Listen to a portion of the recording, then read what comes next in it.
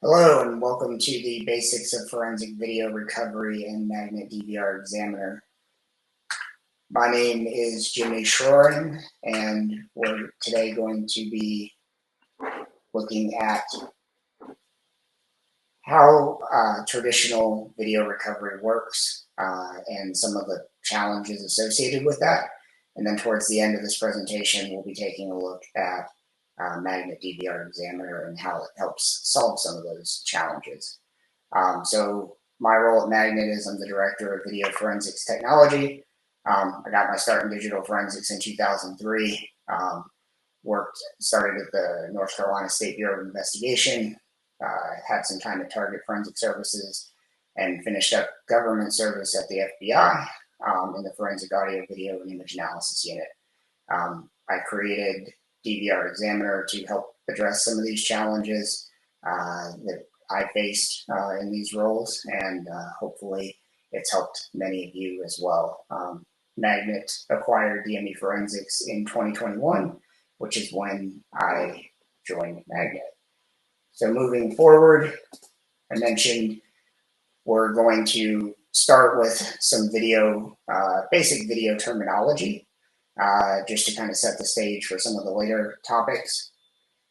Some of the challenges of traditional surveillance video recovery, challenges of video playback, and then, as I mentioned, we'll look at Magnet DVR Examiner and do a quick demo of that as well.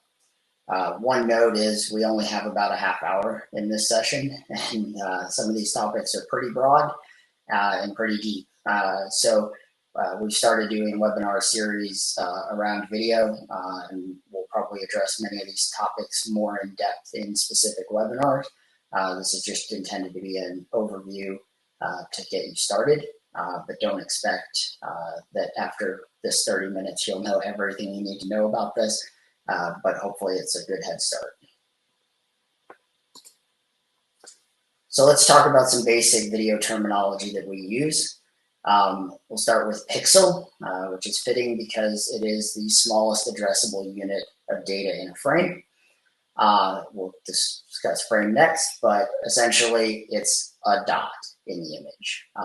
And that is, the more of those dots you have, the more likely it is that your image is going to be discernible. So if you're looking for a license plate, you really want to have a lot of pixels in that image so that you can decide whether it's an 8 or a 3, for example, on the license plate.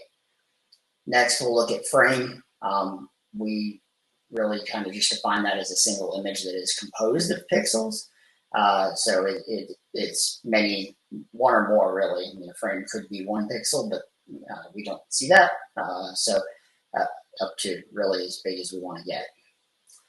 Resolution is the width and height of a video or frame. It's expressed in pixels. So like your HD TV is 1920 by 1080. That means there's 1920 pixels for width and 1080 pixels for the height. Sometimes you will hear resolution referred to as the ability to resolve something within the image, which goes a little bit more towards like quality, which we'll discuss here in a second. Compression, quite simply, is just the technology used to reduce the storage requirement for data. That's not specific to video. That could be a zip file. That could be any number of storage mechanisms, but we're using it in the context of video today. And then quality. This is a big wild card. It really depends on who's using it, where, and how. It could be referring to resolution, compression, or potentially both. So when you hear the word quality, don't automatically assume it's one of those things. You kind of have to dig in a little bit deeper because all of those resolution, compression, they affect the quality overall. If you change one, it's going to affect the quality. But on a DVR system, for example, it may be referring to just the compression level that's used. Got 3 more, and then we'll get into the meat of this. Format, how the video is encoded. So this is going to determine what compression, if any, is utilized. So H.264 would be a common example. it does not have to be compressed. A format could still be just uncompressed video. The format at that point would be uncompressed. There would not be any compression. But typically in surveillance video, you're going to see compression, but it's not required. Codec is really just an acronym for encoder and decoder. Effectively, this is really the same as format, so it's used fairly interchangeably. But again, you could have an uncompressed video encoder and an uncompressed video decoder, so it doesn't imply compression necessarily. The container is probably the one that gets misused the most.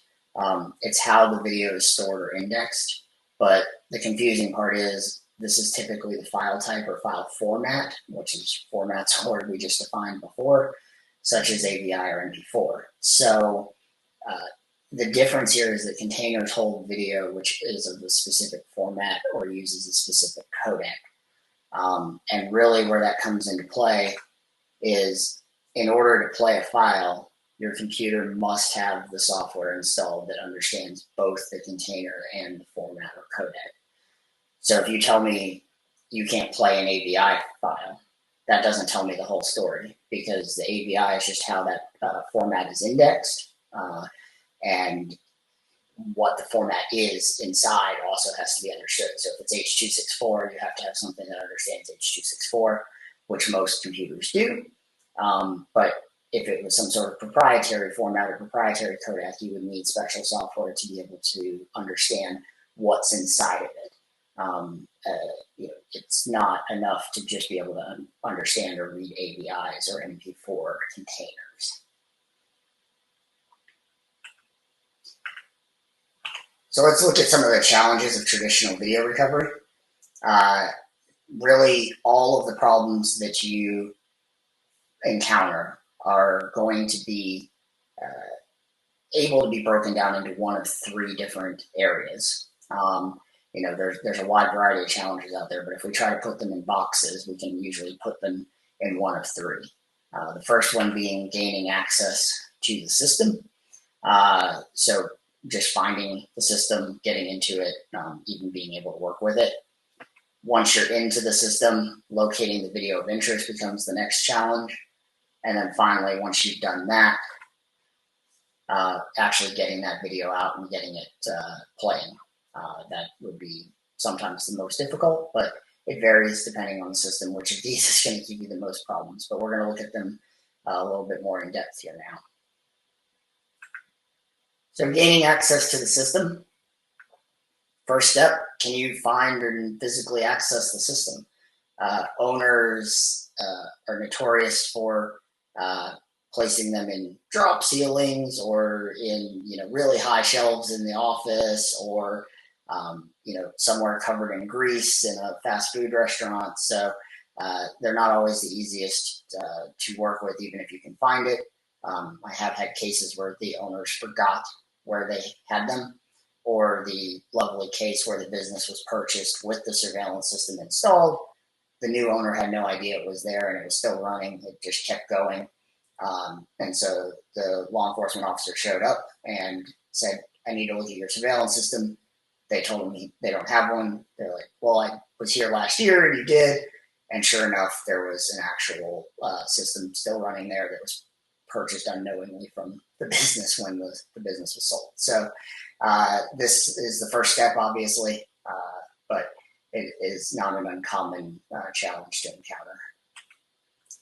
Is the system functioning? So once you find the system, does it still work? Could you use it to recover video? In cases like arson and robberies, it's not unusual for the system to be damaged. Sometimes it's smashed with a baseball bat in a robbery. Other times the fire burns up the system. The good news is in those cases, usually the hard drive is fairly well insulated by the system itself. So while the system doesn't work anymore, we may have some options with the hard drive, which we'll talk about later. And then is the password known? This is probably the most common challenge that people bring and say, I can't get into the system. How am I going to recover the video? It's not always that the owner's uncooperative. Unfortunately, sometimes they have been fatally injured, or they can't be reached, not answering their phone, whatever it is. But without that password, it's oftentimes really hard to get in to that specific system to use that to do the recovery. Moving on to locating the video of interest. Once you have access to the system, you still have to use that system to actually find what you're looking for. It's not uncommon for system menus to be in different languages, and then you have to figure out how to change the language to your language so that you can use the menus to navigate.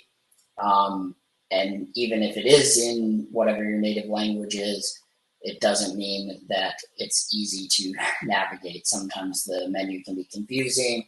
It's not always clear what the different options mean. And you are working with a live system that's probably still recording data. And if you hit the wrong button, it is possible that you accidentally format the hard drive or do something that's destructive to the evidence. So you have to be really careful doing this. The date and time of the system is often not set properly. Most commonly, it's something like daylight savings time where the system isn't configured to use it. So part of the year it's correct, and then the other part of the year it's not. Sometimes it's not correct at all. But you have to find what time your incident happened according to the system, if that date and time is off. And sometimes that can be difficult. There are calculators out there that will help you with that. It's just one more step you have to do. And then if you're looking for a large time frame, like say, several times over the course of several weeks, you often aren't going to be able to just search for all of those times within those couple weeks and just get a list of everything that's there. Usually you're going to have to pick out some small increment of time, like an hour or a day, and it'll tell you what's there. And then you have to do that for each of your various different times. So it's more tedious than it is impossible. It's just another hurdle you have to jump through. And finally, recovering and playing the video of interest. So once you find the video of interest on the system, you have to pick how you're going to get it out of that system. So one of the ways you can do that is exporting the footage to a USB flash drive. It's probably the most common today. Back in the day, we had systems that had CD and DVD burners in them, and you'd have to burn it to CD or DVD. So flash drives are a lot easier to use, but they can still be challenging because certain systems may not accept flash drives that are formatted a certain way or of a certain size.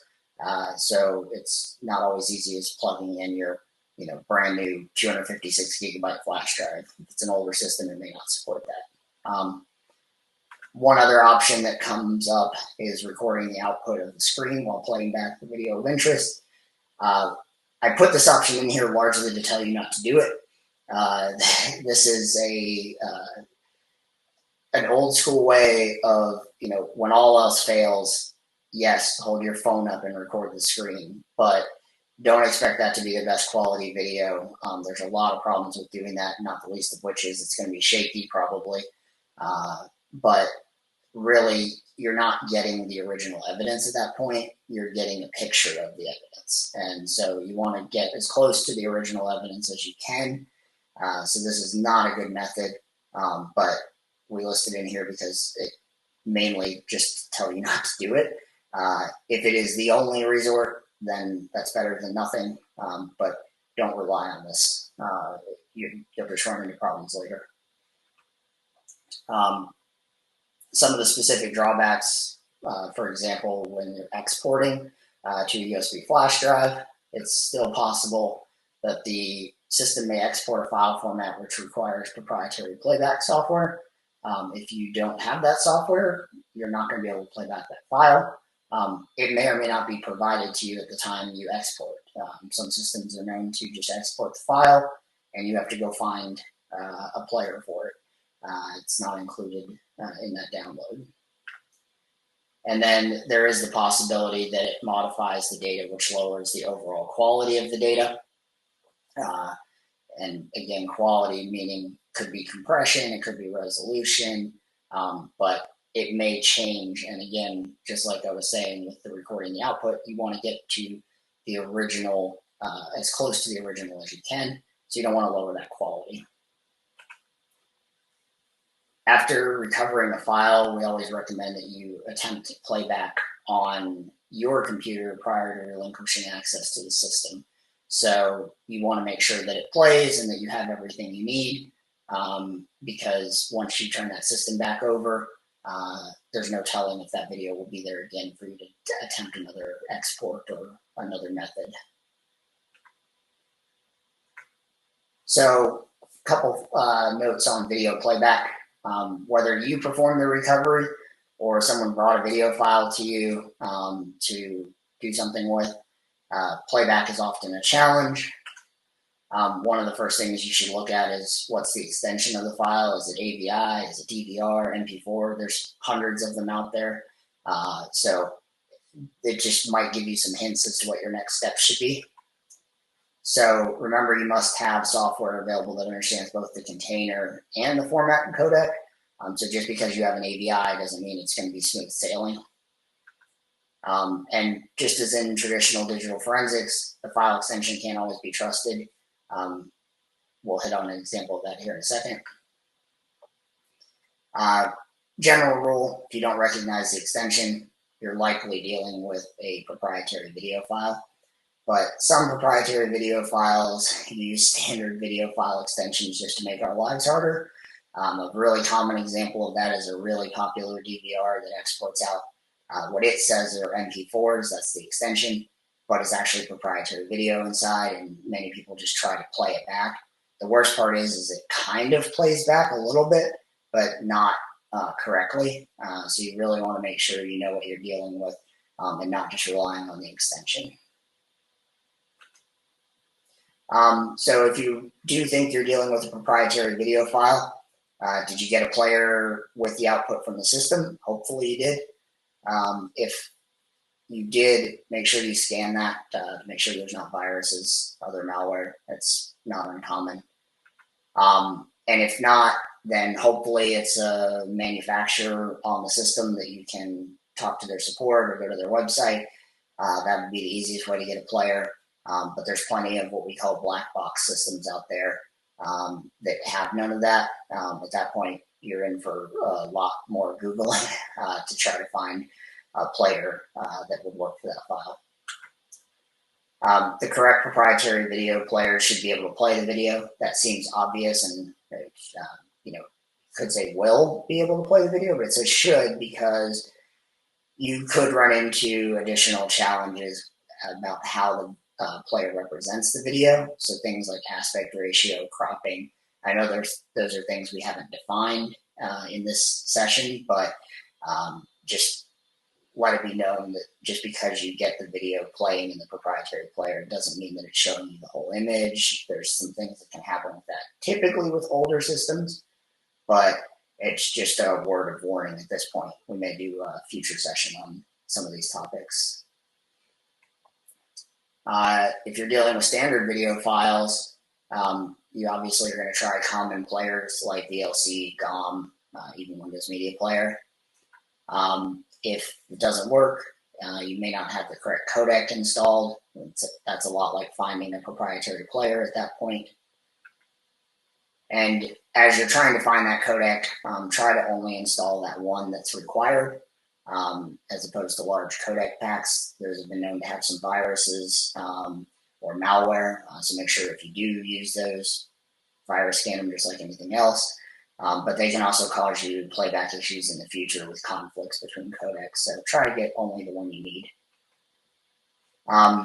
And just a big note here, because you have a standard video file doesn't mean that it wasn't modified during the export or recovery process. So one of the ways to deal with this is to compare specific details, like if the subject was wearing a hat and you could see the logo clearly on the system playback, but when you look at the exported file, that logo is now washed out or blurry or something like that. You should get basically the same level of detail from what was on the system to what you exported. And if not, you may want to try another recovery method. Okay, I'm going to move pretty quickly through these, but I just want to define transcoding. So when you are talking about converting a file, one of the ways that happens is through transcoding, which changes the codec or format or resolution of the video file. It may or may not change the container, so you can transcode something from an AVI to an AVI, and maybe it was an AVI with H.264, and now it's an AVI with H.265. If compression is applied, you will get a lower quality output file, because anytime you're applying additional compression to your output, you already started with something of higher quality, now it's going to be less. Recompression is applying additional compression to video which has been compressed previously. Rewrapping is where you change the container of the video file, but you don't change the codec or format. So in the example I used before, you have an AVI with H.264 in it. Maybe you want an MP4 with the same exact H.264 in it. So it doesn't change the quality, the resolution, the compression at all. It's just how it's indexed into a file. And then just be careful with the term converting, because it could mean any of those things, rewrapping or transcoding. And you really want to know what the tool is going to do before you actually make the choice to do that. So a few quick words on converting files to kind of hit this point home. Transcoding can result in recompression and therefore a lower quality output file. So as most of you are forensic people, we want to use caution when performing this operation. Whereas rewrapping only changes the container. So it leaves the original video unchanged, which makes this a much better option in forensic settings. But again, I know I've driven this point home a lot, but transcoding and rewrapping require the original codec and container to be understood by the utility that's doing the operation. i.e., if it can't read the file to begin with properly, you can't then put it into something else. So you can't just do a conversion if you can't really play the file as it is right now. Final notes on proprietary video files, and then we'll get to the Magnet DVR Examiner overview and demo here. Proprietary video files, they often have date, time, channel number, all this individual metadata. And if you do a conversion, you will likely lose that data unless what tool is doing it actually understands that metadata and specifically retains it somewhere, because whatever container you're putting it in or format you're putting it in likely isn't going to have a method to store that data, so it has to be retained some other way. So FFmpeg is a really popular tool. If you use FFmpeg, you will lose this metadata because it doesn't understand the proprietary. Every one of them is a little bit different. So just be aware that that's a drawback. And then finally, along those same lines, proprietary video files have that metadata that sometimes looks like the beginning of a traditional frame in, say, H.264 or H.265.